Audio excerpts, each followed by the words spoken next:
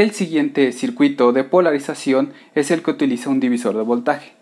Para realizar el análisis del circuito hay que considerar lo siguiente, que la corriente de base ahora fluirá de esta forma, la corriente de colector de esta manera, la corriente de emisor de esta.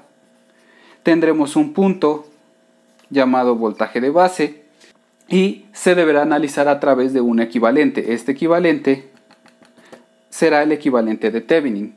¿Qué nos dice el equivalente de Thevenin? Que entonces la resistencia de Thevenin será el paralelo de las resistencias R1 y R2. Eso quiere decir que entonces tendremos lo siguiente. Y el voltaje de base pasará a ser el voltaje de Thevenin. Este se podrá resolver con un simple divisor de tensión, de ahí el nombre de este circuito de polarización, por lo cual el voltaje de Thevenin o voltaje de base va a ser igual a el voltaje de VCC por la relación del divisor de tensión. De esta manera nosotros podremos redibujar el circuito de la siguiente forma, teniendo nuestra fuente de Thevenin, nuestra resistencia de Thevenin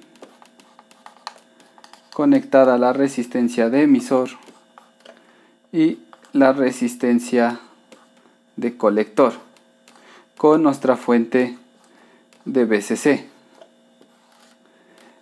De esta forma el análisis se vuelve más sencillo y se asemeja al de polarización por emisor común, teniendo entonces que la malla 1 es la que está de este lado, la malla 2 la que une colector emisor y la corriente de base como tal será la que fluya a través de la resistencia de Thevenin, teniendo que las ecuaciones de nuestra malla 1 y malla 2 serán las siguientes. El voltaje, en este caso de Thevenin, va a ser igual al voltaje que fluye por la resistencia de Thevenin más el voltaje de la unión base-emisor más el voltaje de emisor. Por el lado de la segunda malla tenemos que es VCC igual al voltaje de la resistencia de colector más el voltaje colector-emisor más el voltaje de emisor. Como pueden ver,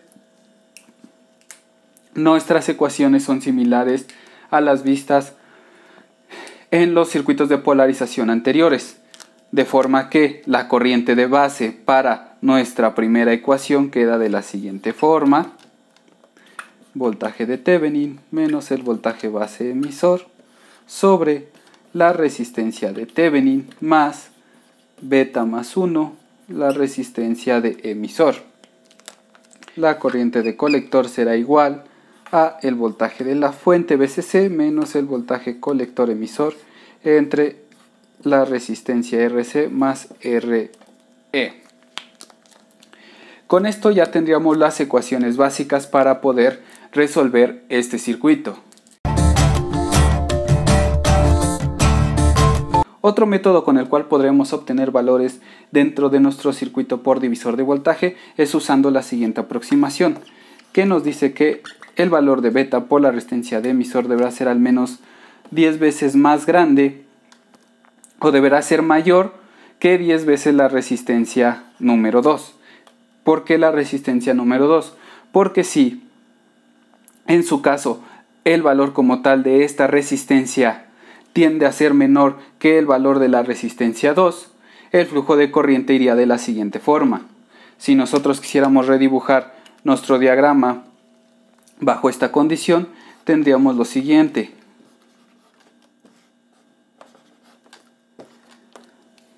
Que la corriente pasaría a través de R1, yéndose por la base y evitando pasar por la resistencia 2.